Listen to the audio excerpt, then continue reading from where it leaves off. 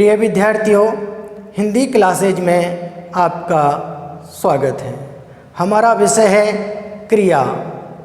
हम प्रयोग या रचना के आधार पर क्रियाओं के भेद पढ़ रहे थे। आज हम प्रयोग या रचना के आधार पर क्रिया का पांचवा भेद है तात्कालिक क्रिया, छठा भेद है अनुकरणात्मक क्रिया।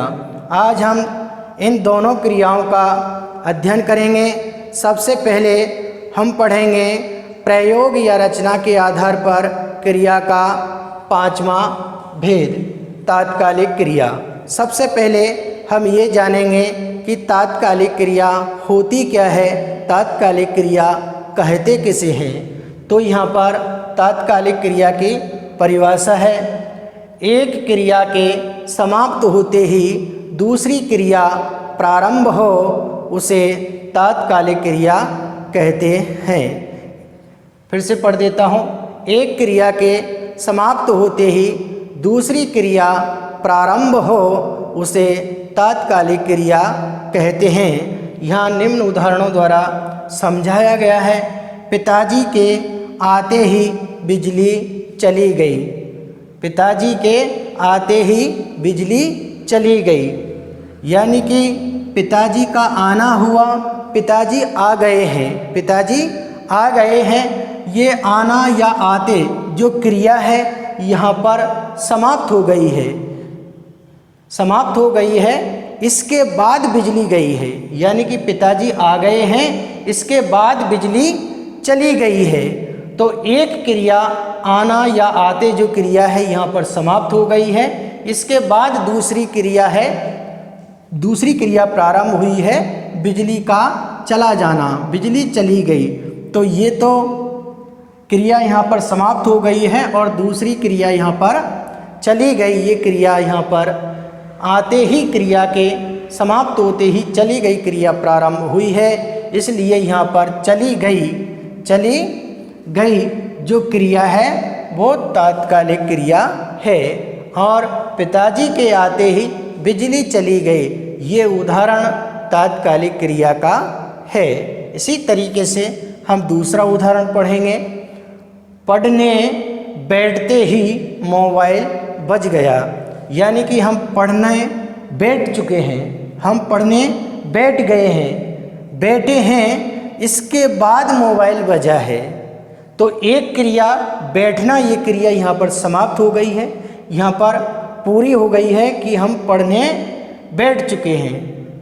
पढ़ने बैठते ही, पढ़ने बैठने का कार्य यहाँ पर समाप्त हो गया है, ये क्रिया यहाँ पर समाप्त हो गई है। इसके बाद मोबाइल बजा है, तो ये बज या बजना जो क्रिया है वो तात्कालिक क्रिया है। और पढ़ने बैठते ही मोबाइल बज गया, ये जो वाक्य है वो तात्कालिक क्रिया का उदाहरण है। इसी तरीके से हम प्रयोग या रचना के आधार पर क्रिया का छठा भेद पढ़ेंगे अनुकरणात्मक क्रिया। सबसे पहले हम ये जानेंगे कि अनुकरणात्मक क्रिया कहते किसे हैं, अनुकरणात्मक क्रिया होती क्या है।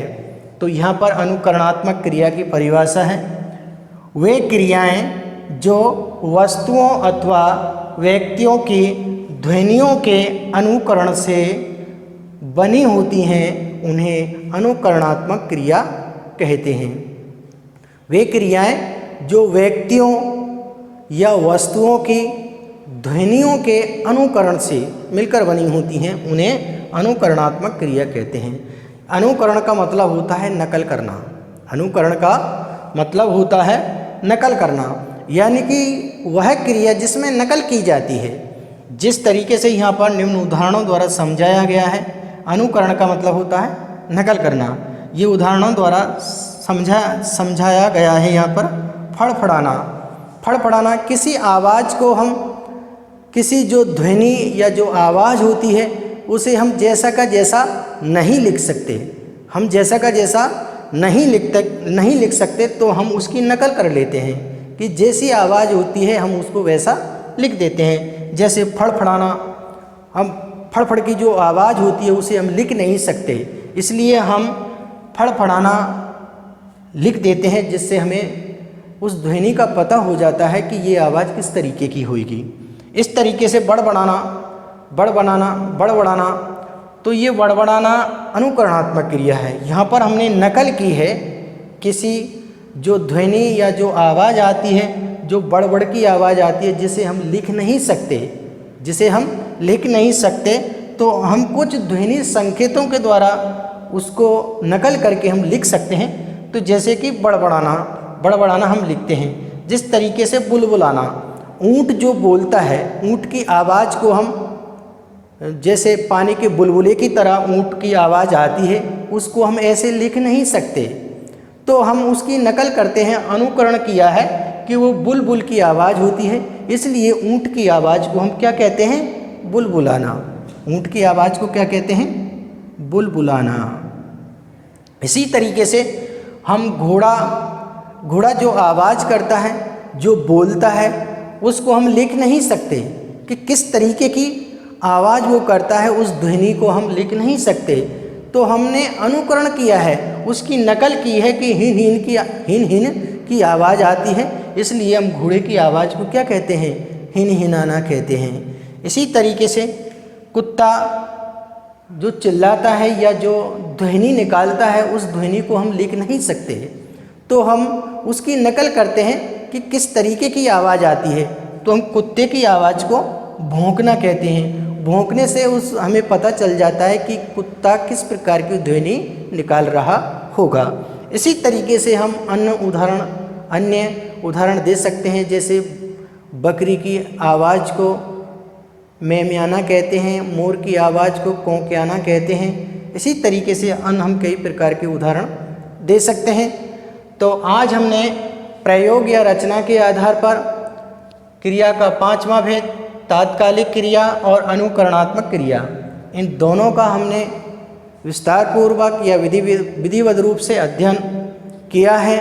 आप इन्हें अपनी कॉपी में लिपिबद्ध करें, ताकि इनसे संबंधित प्रश्न आपकी परीक्षाओं में पूछा जाता है तो आप बड़ी सरलता और सुगमता के साथ उसका उत्तर दे सकते हैं। आज के लिए इतना ही, शेष कल पढ़ेंगे। Thank you.